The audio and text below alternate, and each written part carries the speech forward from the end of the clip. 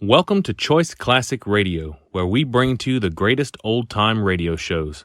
Like us on Facebook, subscribe to us on YouTube, and thank you for donating at choiceclassicradio.com.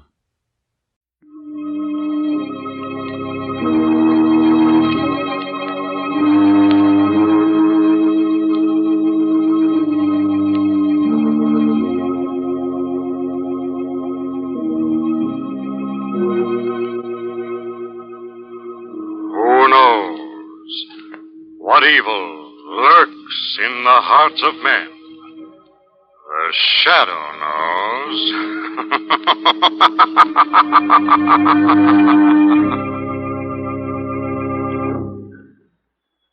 Once again, your neighborhood blue coal dealer brings you the thrilling adventures of the Shadow, the hard and relentless fight of one man against the forces of evil.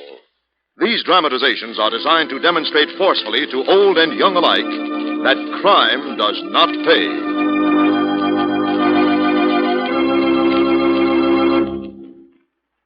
As you probably know, reliable sources forecast that all home heating fuels will be scarce this winter. If you heat with coal, you're lucky. You can store coal, but get your order in early. Ask your blue coal dealer to schedule your delivery as soon as he can. And make sure that you order the right size of coal for your furnace. If you're not sure what it should be, ask him. Your blue coal dealer will be glad to inspect your heating plant and may be able to make other recommendations, too, that will help you to get more heat and to burn less fuel.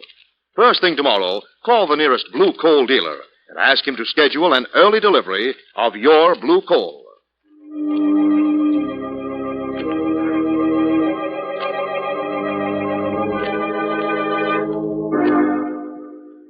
The Shadow, who aids the forces of law and order, is in reality Lamont Cranston, wealthy young man about town.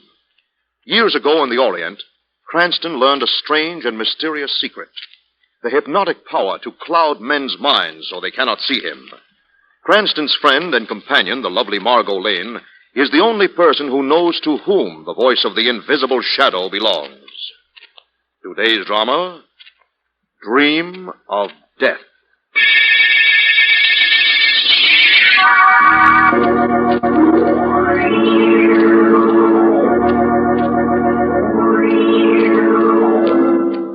From a lonely house high on a gale-swept cliff, a curtain flaps at an open window. A path leads from the lonely house down past sharp crags and mossy rock, down to the wave-lashed beach below.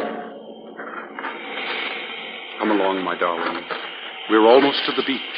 Kurt, I'm frightened. There. Feel the wet sand beneath our feet.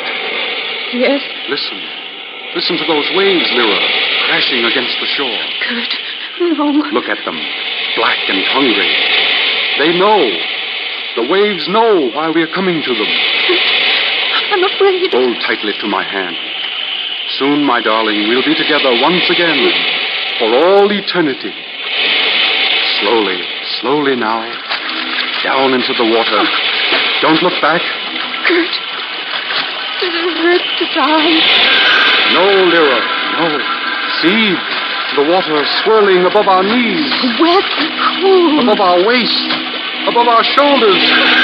Higher. Still higher. Kurt. We die and live forever.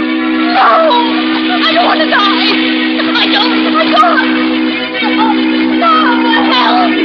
Save me! Help me! I don't want to die. Wake up, Lyra, for heaven's sake, wake up. Oh. Celeste? Yes, darling, your sister.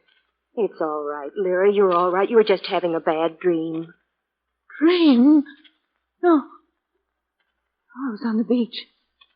In the water. With my husband. With Kurt. With Kurt? Oh, no, Lyra, no. Don't you remember? What? He's dead. Kurt was drowned last night.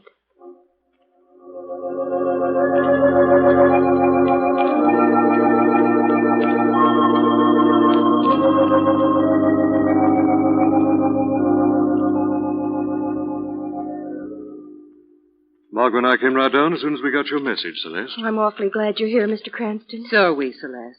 Especially if there's anything we can do to help. Yes, after all, Kurt Sander was a friend of mine, even though I didn't see him for some time. Oh, I'm sure you can help, both of you. We'll see Lyra in just a moment. She was still sleeping when I went in. The doctor prescribed all the rest she could get. Of course. It's a beautiful view from this window. Beach down there below the cliffs and the sea beyond. Yes.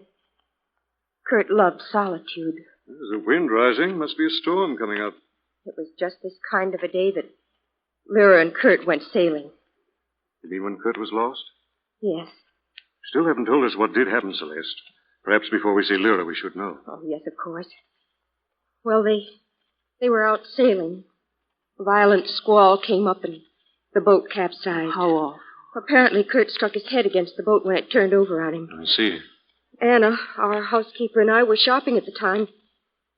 When we got back, we found Lyra down on the beach, nearly dead from shock and exhaustion. How is she now? Well, physically, the doctor says she'll be all right, but... Oh, Mr. Cranston, it's her mind.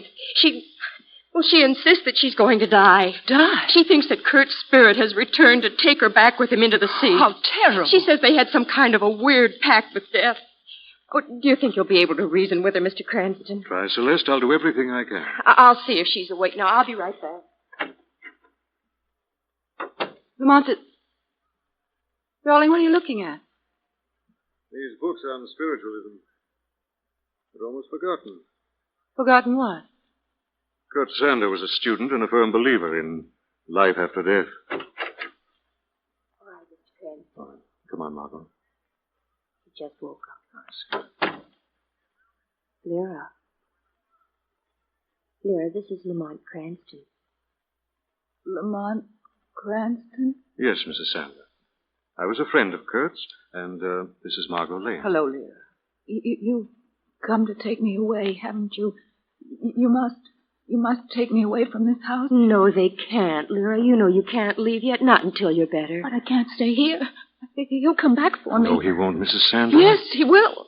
He said, if I should die before you, my darling, I'll return from wherever I may be and take you with me. No, Mrs. Sander, that isn't possible. But it is. He'll come back. I mustn't stay here. He'll come back for me. He'll come back. Lamont, listen. Kurt? Kurt, is that you? Lyra. Quiet. Get back, Margot. I'm going to throw open those French windows and grab whoever... Oh. It's a woman. It's Anna, our housekeeper, Mr. Cranston. Anna, what on earth were you doing? I just wanted you to let me in the door. Why didn't you come in through the back? I just came up from the beach. I was gathering clams for dinner. All right, Anna. Come inside so I can shut these doors again. You'd best shut 'em tight. Why? I've been down on the beach, and I've seen it. Seen what, Anna? Well, Anna, what did you see down on the beach? I saw another storm coming up. Another storm like the one the night Mr. Sander died.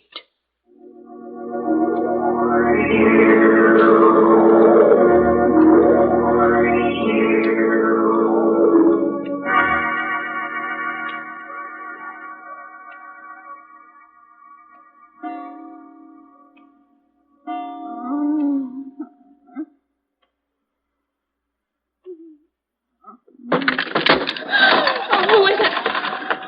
Kurt! No! Help! It's all right, Mrs. Sander. It's Lamont. Oh, Lamont. You're all right. Lamont, what is this? What I happened? don't know, Margot. What made you scream, Mrs. Sander? Well, I was asleep, and something woke me up. I felt cold fingers around my throat. It was Kurt. He's come for me. Look, Lamont, the French doors. Wind must have blown them open. That's probably what woke her up. I'll have a look outside. It was Kurt. No, Mrs. Sander. Oh, what happened, Margot? I was asleep. I heard a scream. She thought someone was in the room, her husband. Oh, no, darling. It just couldn't be. Right, Mrs. Sander. There's no sign of anyone. You merely had another bad dream. That's what you say. Anna. I've been outside the room, listening. It was him, wasn't it? He's lonely. He's come back. Anna, what are you trying to do? Go back to your room, Anna. All right. But I know. I know. Now, Mrs. Sander, try to understand it. It was all in your mind. Do you understand? Yes. All in my mind. Now try to go back to sleep. Celeste. Yes. I think it'd be a good idea if you slept in here for the rest of the night. Oh, yes, of course, I will. Come on, Margot. What is it, Lamont? There is something wrong, I can tell. Let's get your coat. Going to do a little investigating. But- I lied in order not to frighten Mrs. Sander. I found this just outside the French doors. Seaweed. Yes, seaweed. That someone or something brought up from the ocean below.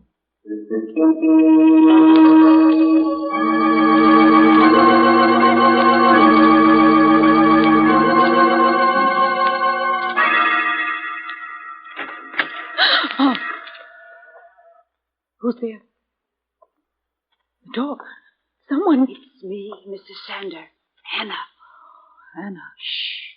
Don't wake Miss Celeste. No, I won't. Come with me. It's about him. About him? Hurry. All right, Anna. That's right. Now through this door. Across the hall. Then into this room. This was Kurt's room. Yes. And look, here on the desk. Picture of me. My necklace. He was to get these things that belong to you. And maybe he'd go back to the sea and leave you alone. That's insane, I'll Anna. take them to him. You know where he is? In the cave at the bottom of the cliff. How do you know? Have you seen him? Have you? No. There's a black pool in the cave. And I've seen strange footprints around. No. Things live in that pool. Terrible things that come up from the sea. Anna, don't. Don't go near there, please. I'll be all right. Nothing will harm you. No, Anna. He doesn't want me, Miss Lyra. He wants you.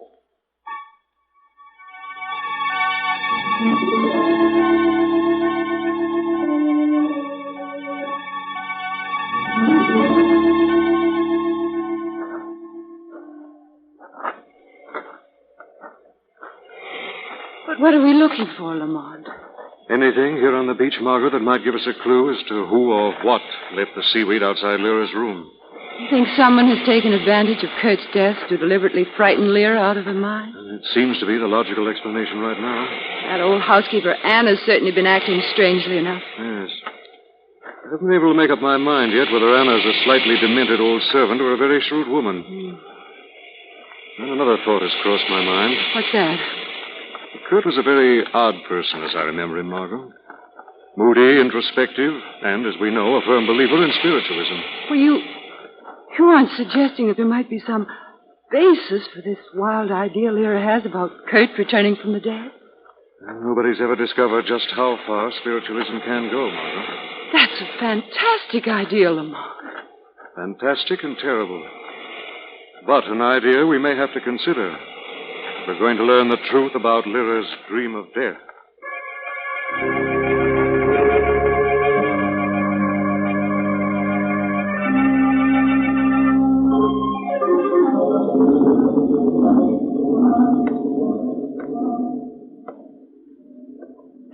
So dark in this cave.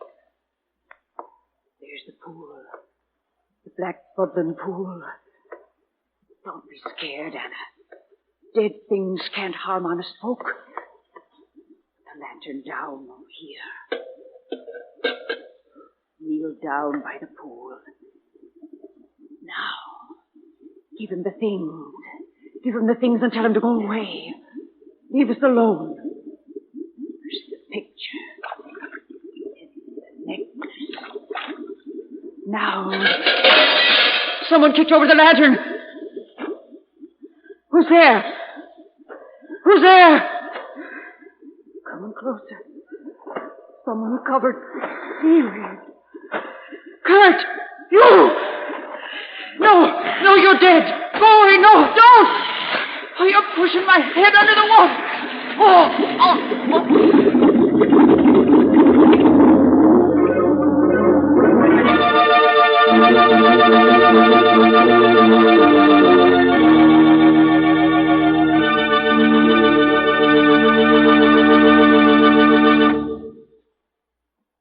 return to the shadow in just a moment.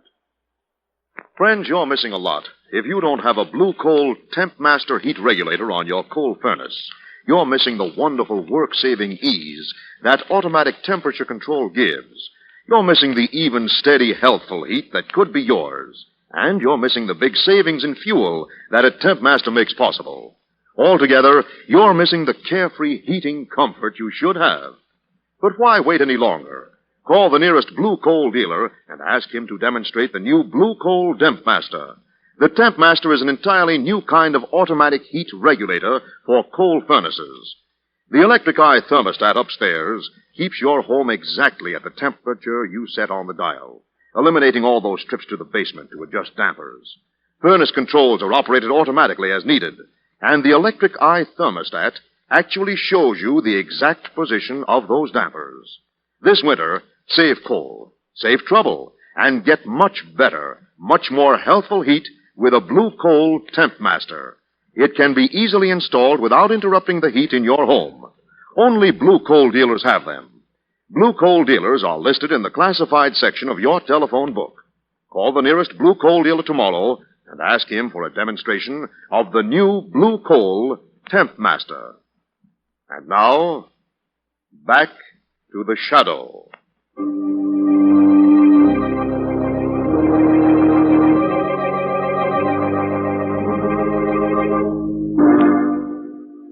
On the trail of a man who apparently has returned from the dead to claim his bride, Margot and Lamont are plunged into a series of weird events. Now we find them walking down a dark beach, while above them tower the black cliffs that rise forebodingly. Suddenly, Margot stops and touches Lamont's arm. Lamont, look up ahead. Good Lord, come on.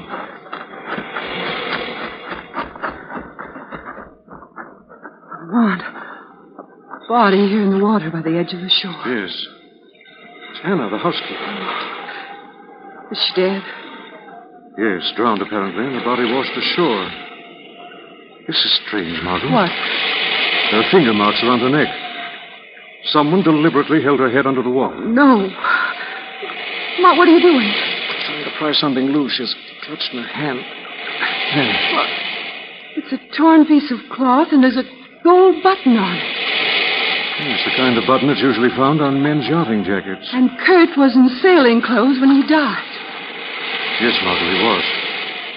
Hey, look here. It's a faint trail in the sand. Looks as though Anna's body was dragged down here. Trail leads up to a kind of opening in the cliff. Come on. Lamont, I just don't understand. Neither do I, but there must be a logical explanation behind all this.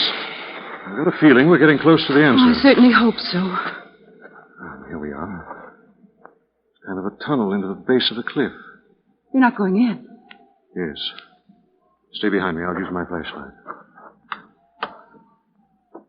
Why, it's a big cave. Yes. Do you see anything?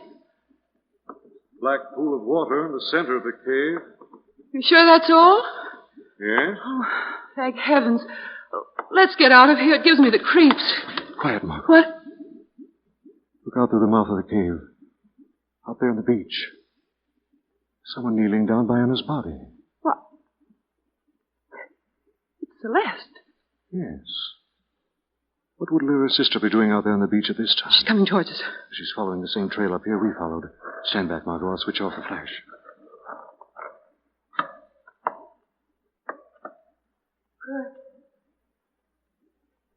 Kurt, are you in there? Lamont. What's that? Kurt, was that you? No, sir. Lamont, she's running away up the path to the house. Yes. Lamont, do you realize what this means? I am beginning to, Margot. Kurt is alive, not dead. He must be the one who's trying to drive Lyra mad. Anna must have found out the truth, and that's why he killed her. Perhaps and perhaps not, Margot. Now I think I can find out. How? I think Celeste will tell me a great deal when she talks to the shadow.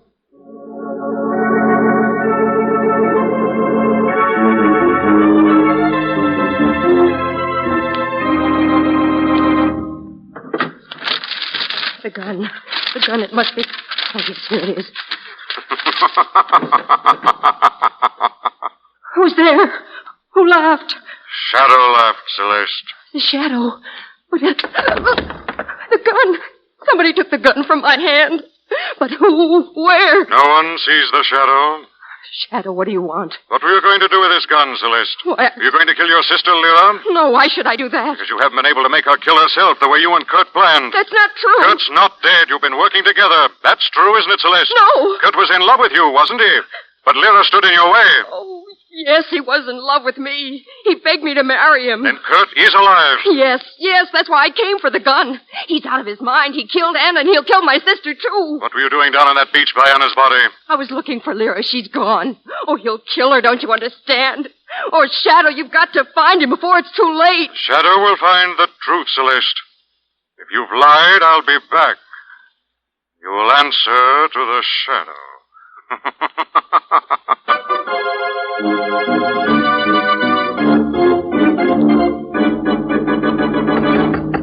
Lyra? Lyra, are you in there? Try the door, Lamont.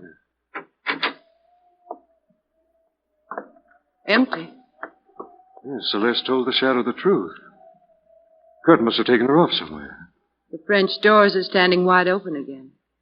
Yes, look at this, Margot, over here. Some muddy footprints on the carpet. What'll we do? I don't... Wait a minute. Margot, this isn't mud on these footprints. It's slime. Green slime. The kind that grows on rocks. You think Kurt has taken her to the cave? I don't know, Margot. All I know is we better get back there as fast as we can.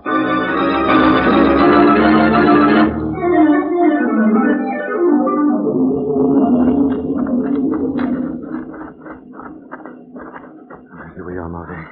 Be careful going into the cave. Oh, Lamont, it's so dim in here. I couldn't afford to bring my flashlight, darling. We'd make too good a target. Yes, if Kurt's as mad as he appears to be, he'd probably shoot first and ask questions later. Easy now, darling. What? Over there. Good Lord, it's... Kurt in there. Lyra! I'm coming, Lyra. Try to hold on. Lyra! Kurt. Oh, Kurt. It's all right, Lyra. I've got you. Oh, Lamont. He had a gun. He was going to kill me. I grabbed his arm and it went off. Lyra, She's fainted. let her lie here for a moment. I could have a look at Kurt. Well? Have to light a match. Lamont, what? He's dead, Margot. Right. I suppose it's just as well. Yes, I think it is, Margot. Look at this over here. Yes. A shallow grave. Good heavens, you mean he was going to kill Lyra and bury her in there? No, Margot, I mean that Kurt Sander came out of this grave. Lyra's shot didn't kill him. He's been dead for at least 2 days.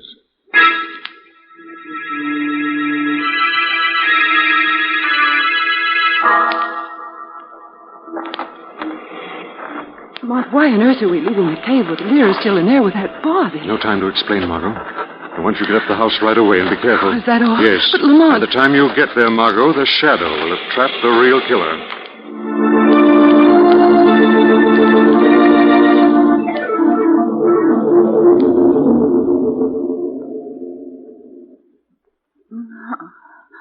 What?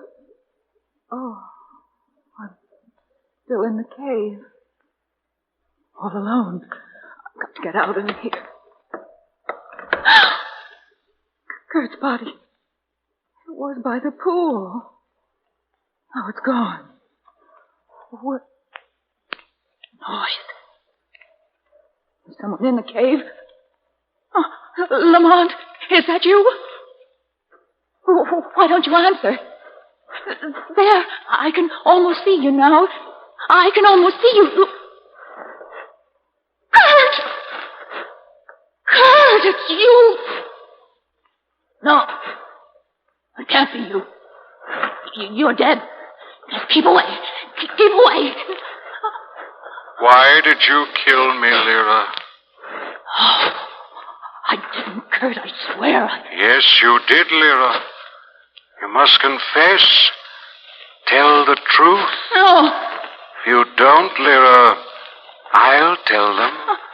I'll tell them your story of how I drowned was a lie. No. Tell them you killed me 2 days ago in this cave. Please. I'll tell them how you crushed my skull with a rock. No, I'll tell them how you killed Anna, too. Covered yourself with seaweed and pretended to be me. No. Then confess. Confess. All right, I did.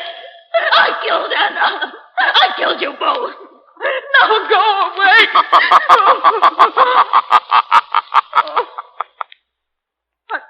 Wow. You're not Kurt? No, Lyra. Who are you? Who are you?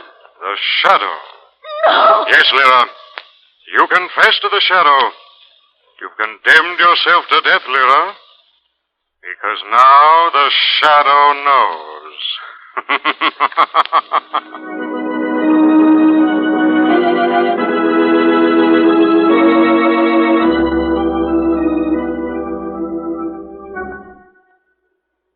Lamont, it's incredible. I can hardly believe that Lyra is a murderer. Well, apparently she's a violently jealous woman, Margot. Kurt arranged a rendezvous with her near the cave, asked her for a divorce. Told her he wanted to be free to marry her younger sister, Celeste. She flew into a jealous rage, killed him, left his body in the cave. Then her story of the drowning, her dream of death, all those weird happenings, even Anna's murder, were done to frighten people away from here so that no one would learn the truth. Yes. After she killed Anna, after we started investigating, she became panicky. So she decided to dispose of Kurt's body. Exactly. In the dim light, we thought Kurt and Lyra were struggling together. When she heard me call to her, she fired a shot in a crazy last-ditch effort to make us think that Kurt had been alive up to that point. Was responsible for everything. Oh, how horrible. And stupid. Yes? Well, it's all over now, thank goodness.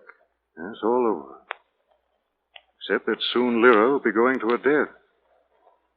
This time, it won't be a dream.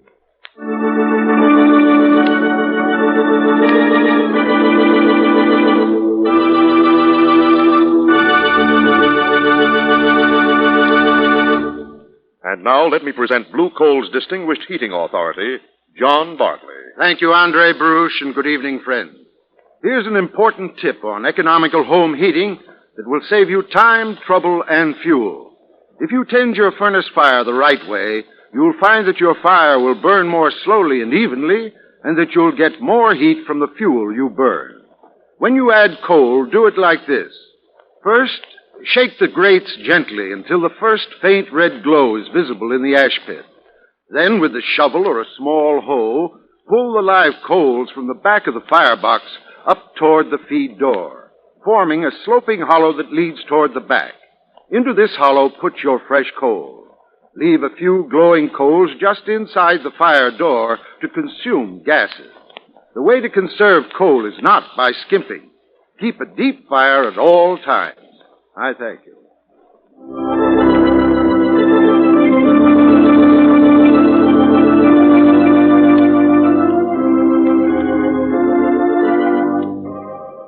This story is copyrighted by Street and Smith Publications, Incorporated. The characters, names, places, and plot are fictitious. Any similarity to persons living or dead is purely coincidental. Again, next week, the Shadow will demonstrate that The weed of crime bears bitter fruit. Crime does not pay. The Shadow knows.